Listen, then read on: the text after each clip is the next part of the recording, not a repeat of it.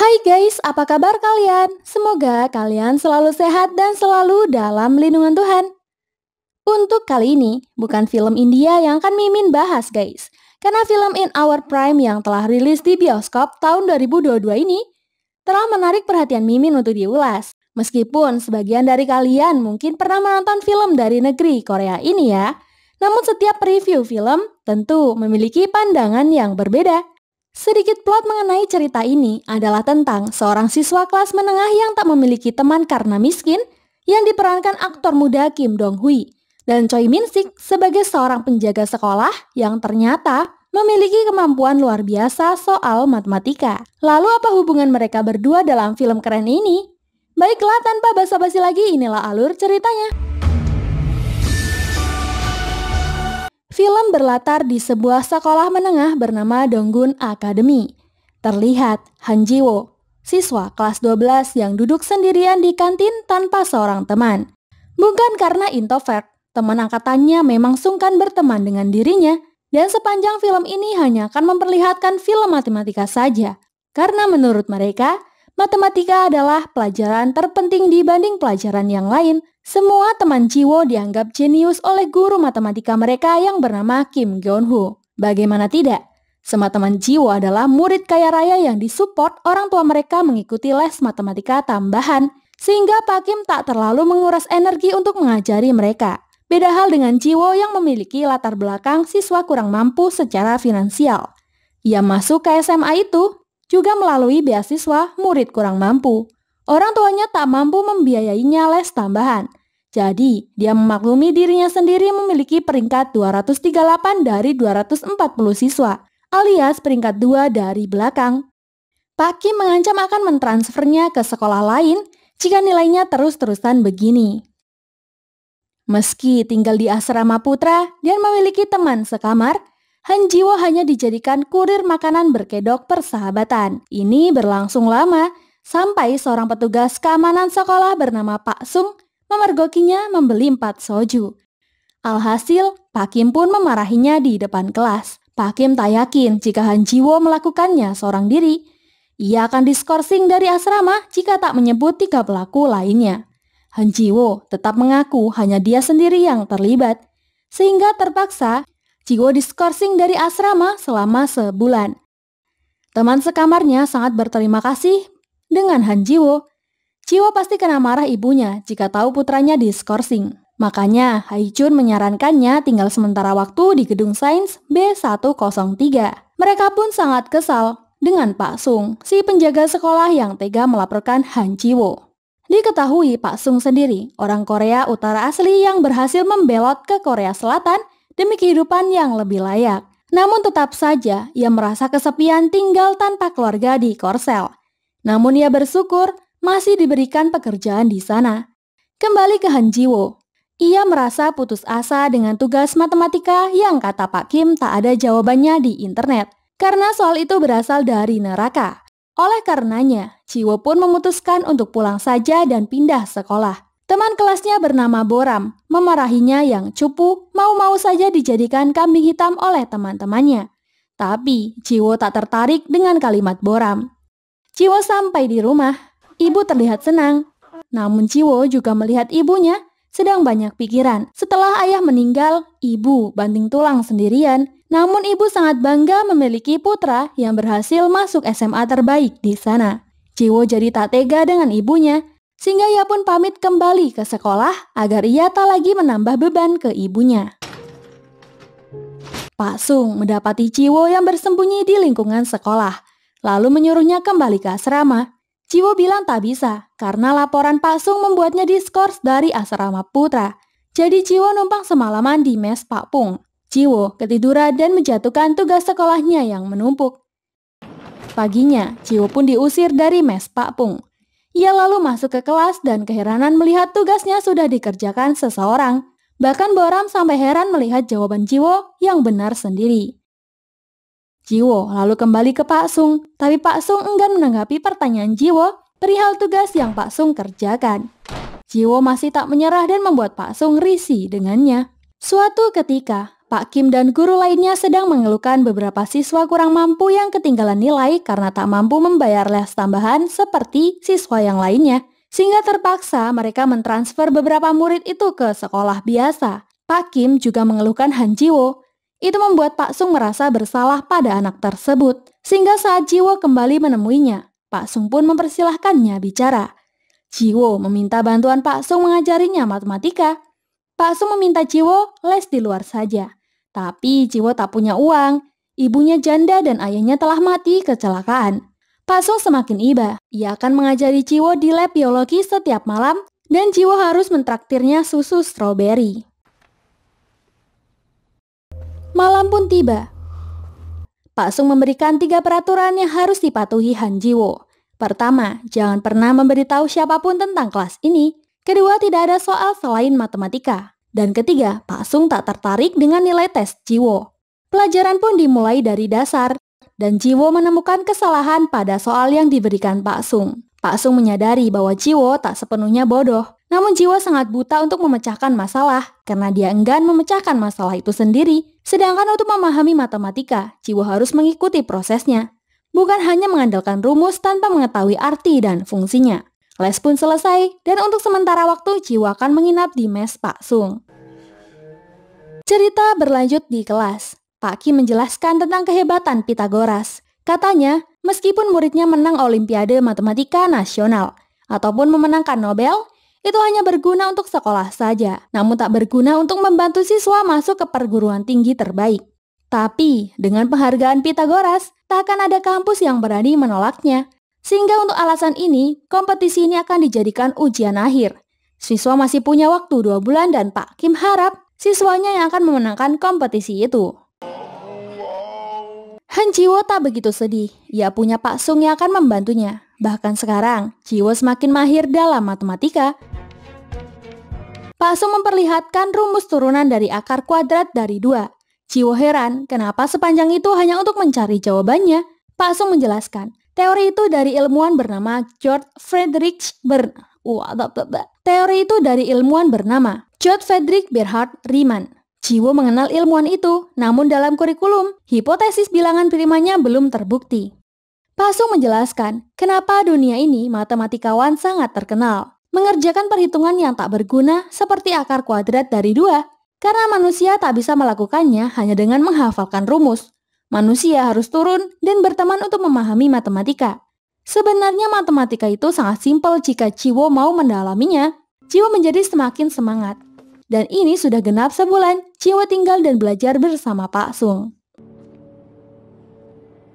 Suatu hari, teman Ji-wo yang bernama Eugene berpamitan dengannya karena Eugene akan pindah sekolah di kampungnya saja dan mengajak Ji-wo mendaftar bersamanya karena mereka tak punya uang untuk bayar les tambahan. Bora menasihati Ji-wo agar tak ikut pindah sekolah, namun ibu Bora melarang putrinya berteman dengan siswa miskin. Boram sangat kesal dengan ibu yang terus-terusan fanatik nilai anaknya harus terbaik. Boram juga sangat bosan belajar. Yang ia inginkan sebenarnya adalah menjadi pianis profesional. Setelah melihat Eugene pindah, Ji-wo berpamitan dengan Pak Sung akan pulang dan pindah sekolah saja. Lagi pula, Pak Kim juga sudah lama menyuruhnya. Namun Pak Sung berkata, orang pintar akan kalah jika hanya mengandalkan usahanya untuk menyerah. Namun orang yang memiliki keberanianlah yang akan menang. Maksudnya, daripada menyerah ketika kamu tak bisa menyelesaikan masalah, berkatalah pada diri sendiri, jika ini sangat sulit, saya akan mencoba lagi besok. Itulah keberanian matematis yang pada akhirnya akan selalu menang. Pak Sung lalu memberikan revisian tugas les Ji-wo sebagai saksi bahwa Ji-wo sudah sejauh ini berjuang. Memang tak semuanya benar, namun prosesnya sudah benar. Jika Ji-wo mau bersabar, maka kebenaran dan kemenangan akan ia dapatkan. Pak Sung harap Ji-wo mengurungkan niatnya untuk pindah sekolah. Seperti kebenaran matematis, Ji-wo harus membuktikan bahwa bertahan adalah kebenarannya. Karena sudah sebulan, Ji-wo pun kembali ke asrama. Meski begitu, Pak Sung tetap mengajarinya matematika di lab biologi. Sayangnya, kali ini Boram diam-diam mengikuti Ji-wo, membuat Ji-wo tak enak sama Pak Sung dan menjelaskan bahwa Ji-wo tak pernah memberitahu apapun pada Boram. Boram mengaku menyukai Ji-wo, makanya dia diam-diam mengikutinya. Namun Boram juga terkejut mengetahui bahwa Pak Sung Petugas keamanan SMA sangat pandai matematika dan ingin bergabung dengan mereka. Pak Sung tak masalah, yang penting Boram tak membongkarnya ke orang lain. Di luar terlihat teman-teman nakal Jiwo yang diam-diam memesan makanan dan soju dari luar. Jiwo protes ke Pak Sung karena membiarkan mereka. Pak Sung tak mau lagi melaporkan anak nakal, takutnya mereka akan jadi Jiwo lain yang harus tinggal bersamanya. Meski sudah lama belajar bersama Pak Sung, Jiwo masih menganggap matematika itu sangat rumit. Padahal Pak Sung bilang, matematika itu sangat sederhana jika sudah berteman dengannya. Dari penjelasan Pak Sung mengenai bilangan asli, Jiwo akhirnya mengerti dan mengimajinasi semua kehidupannya seperti matematika dan lebih mudah memahaminya. Besoknya Jiwo mengajak Boram bermain piano bekas milik Pak Sung. Pak Sung juga mengajari Boram melantunkan lagu menggunakan rumus matematika. Dan melodi pun terdengar semakin indah. Kini, meski tanpa mengikuti les lagi, Boram akan semakin pandai melantunkan musiknya.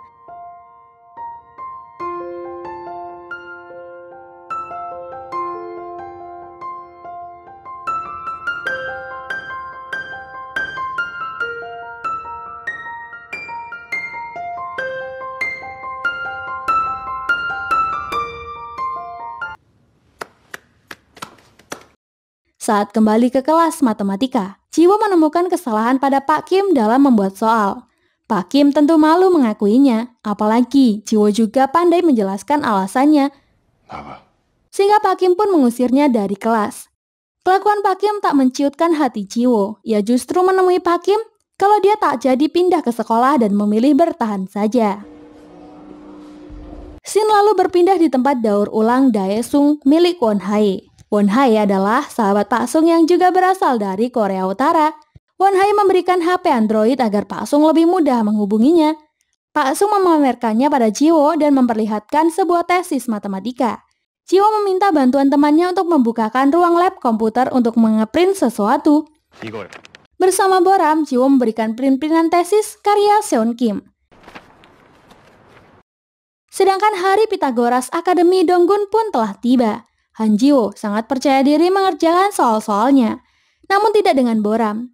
Ia menangis dan meninggalkan lembaran soalnya yang tak ia jawab sedikit pun. Jiwo menjadi khawatir, namun ponsel Boram tak bisa dihubungi. Padahal malam ini sebenarnya, Jiwo dan Boram akan mengajak Pak Kim melihat orkestra musik secara live. Boram benar-benar tak datang, meski orkestra itu milik kakeknya. Mungkin suasana hati Boram sedang tak baik-baik saja. Namun Pak Sung tetap harus menikmati pertunjukan musik itu. Pak Sung menjadi sedih mengingat kisah kelam masa lalunya.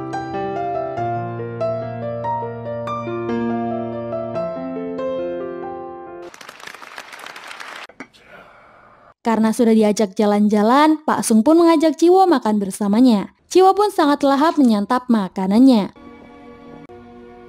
Di sisi lain, Boram membuat anonim siswa di papan buletin Facebook yang membahas masalah soal Pitagoras yang bocor.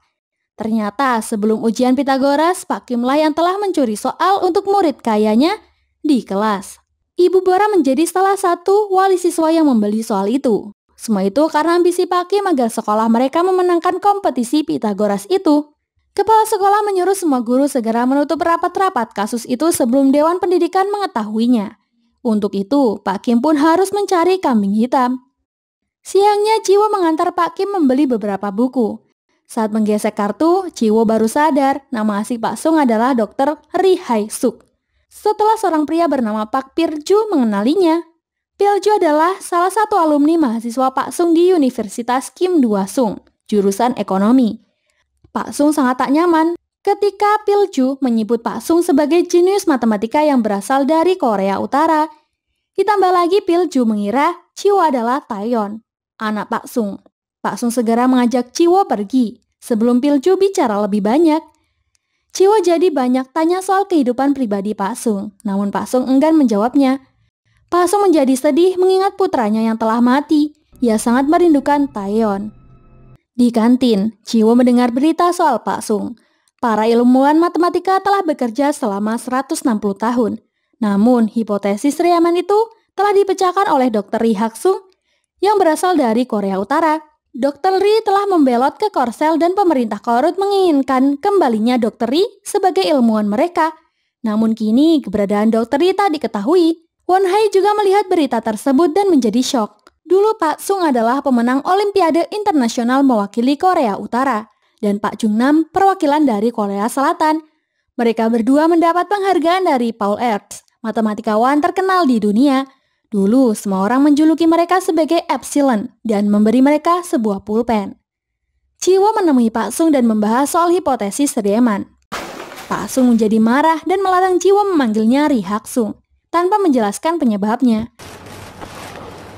Di saat yang sama terlihat Pak Kim yang membuang iPad untuk menghilangkan bukti keterkaitannya dengan soal hipotesis yang bocor.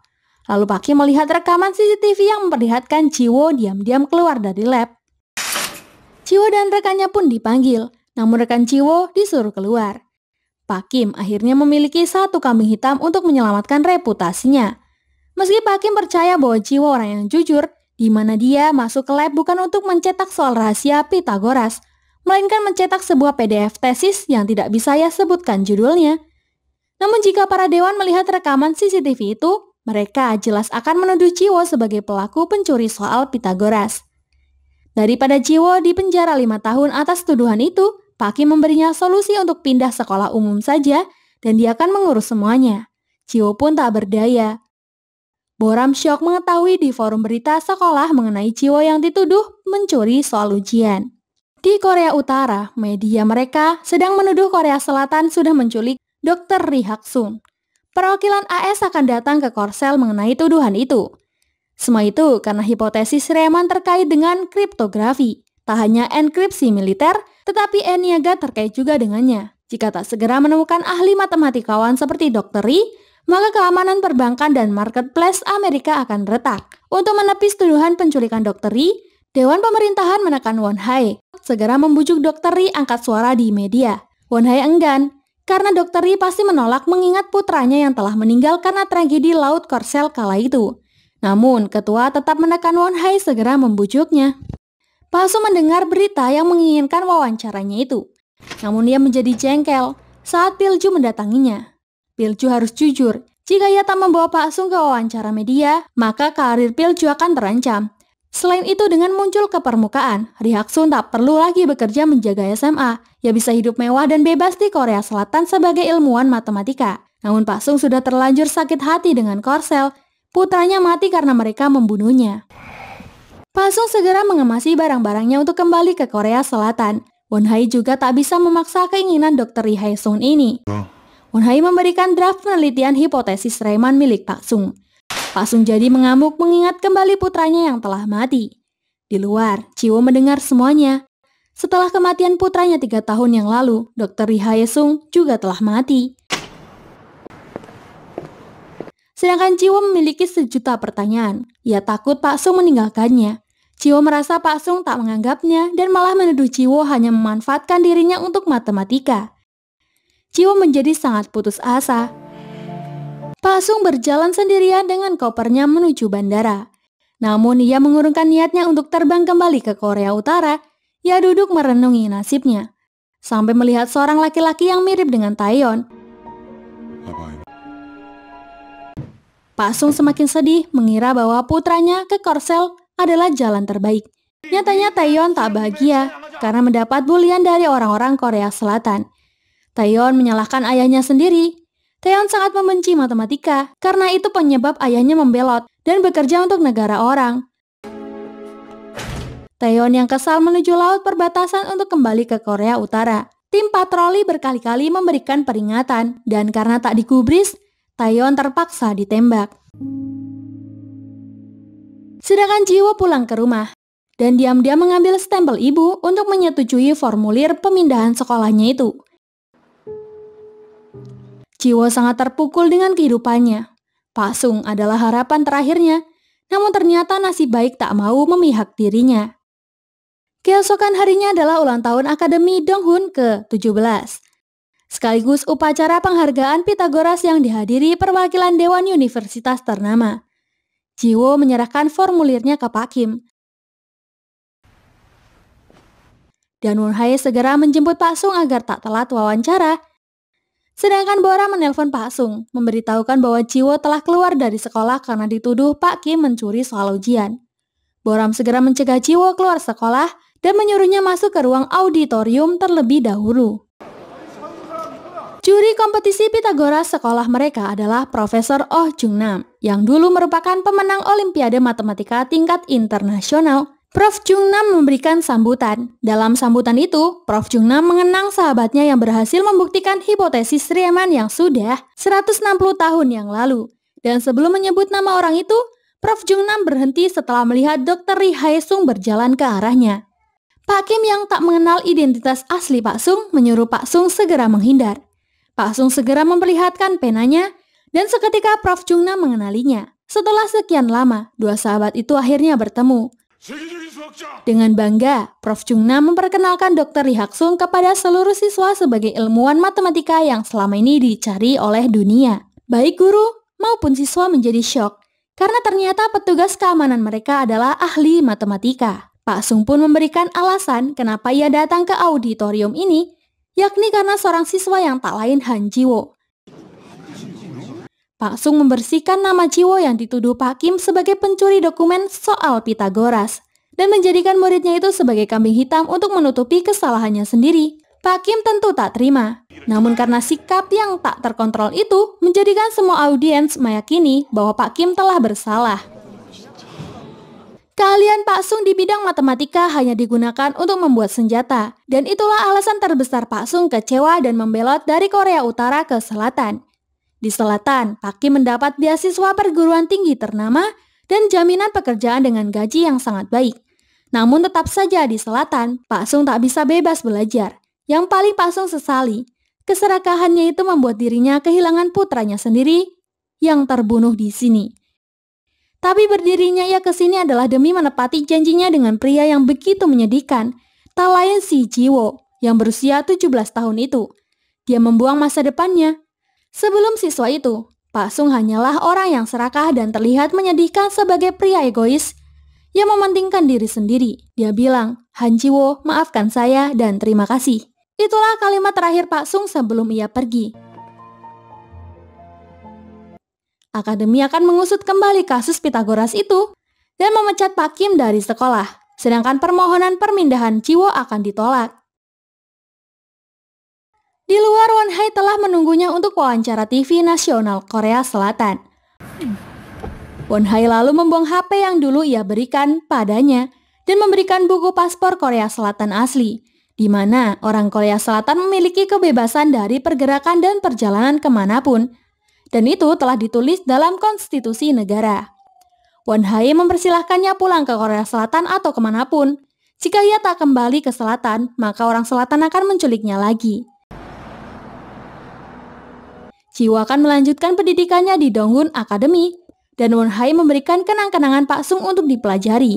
Hubungan Jiwo dengan Boran menjadi lebih dekat, bahkan Boran sering mengerjainya, karena Pak Sung memberinya salinan pertama penelitian hipotesisnya dan juga pena penghargaannya. Di akhir cerita, setelah 3 tahun berlalu, Han Ji-wo diterima bekerja di Institut Oberwolfach yang terletak di Jerman, di mana Dr. Ri Hak-sung adalah guru besar di sana. Mereka pun saling bertemu dan berpelukan, karena sekian lama akhirnya mereka kembali bertemu dan tinggal bersama sebagai ayah dan putranya. Terima kasih buat kalian yang sudah support channel ini. Jangan lupa tinggalkan like dan saran kalian di kolom komentar. Sampai jumpa di alur cerita berikutnya. Terima kasih.